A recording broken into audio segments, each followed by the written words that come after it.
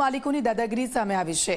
પાલિકા ટીમની કામગીરી પર અડચણો ઊભી કરી હતી। રખડતા ઢોરને પકડતી ટીમ સામે દાદાગીરી કરી। શહેરના પિંજારકોટ વિસ્તારમાં આ ઘટના બની છે। પાલિકાના કર્મીઓ સામે પશુ માલિકોએ લાકડી ઉગામી। ડબ્બે પૂરેલા ઢોરને તેના માલિકો છોડાવી ગયા છે। સમગ્ર ઘટનાના સીસીટીવી સામે આવ્યા છે।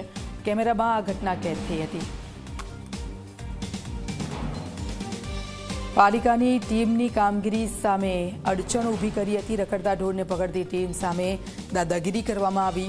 આપ જુઓ, પાલિકાની ટીમ જ્યારે રખડતા ઢોર પકડવા જાય છે ત્યારે આ પ્રકારની ઘટનાઓ અનેકવાર બનતી હોય છે।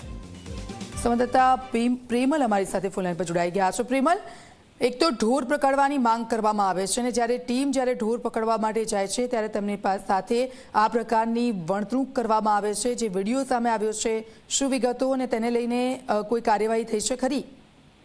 ચોક્કસ જે પ્રકારે પાટણ શહેરના વિવિધ વિસ્તારોની અંદર રખડતા ઢોરોને લઈને લોકોમાં અતિશય ત્રાસ વધવા પામ્યો છે, તો કેટલાક લોકોના મૃત્યુ પણ અગાઉ થવા પામ્યા છે। ત્યારે નગરપાલિકા આ બાબતે સત્વરે ધ્યાને રાખીને પાટણ શહેરમાં જે રખડતા ઢોરો છે તેને ડબ્બે કરવાની ઝુંબેશ છેલ્લા 1 મહિનાથી હાથ ધરવામાં આવી છે। ત્યારે ગતરોજ જે પ્રકારે પાટણ શહેરના જે પિંજારકોટ વિસ્તારની અંદર જે નગરપાલિકાનો હદ વિસ્તાર છે, જે વિસ્તારની અંદર ઢોરોને ત્યાં પવાડાની અંદર પૂરી રાખી અને ત્યારબાદ ટ્રેક્ટરોની અંદર ભરવાની શરૂઆત કરતાની સાથે જ જે ઢોર માલિકો છે તેઓની દાદાગીરી સામે આવવા પામી છે અને તેઓ લાકડીઓ લઈ અને જે ઢોર ડબ્બા છે તેમના જે કર્મચારીઓ છે તેમના પર હુમલો કરવાની પણ તૈયારીઓ દર્શાવી હતી। પરંતુ ક્યાંક ને ક્યાંક જે રીતે કહી શકાય કે જે એમના જ જે મળતિયા ઈસમો છે તેમને ફોન કરીને બોલાવી અને તેઓ 10 થી 15 જેટલા વ્યક્તિઓ સ્થળ ઉપર આવીને ટ્રેક્ટરની અંદર જે પૂરેલા ઢોર છે તેને છોડાવી અને ત્યાંથી પલાયન થઈ જવા પામે છે। કેટલાક લોકોએ જે ઢોર પકડવા ડબ્બાની જે કર્મચારીઓ છે તેની સાથે માથાકૂટ પણ કરવા પામી હતી।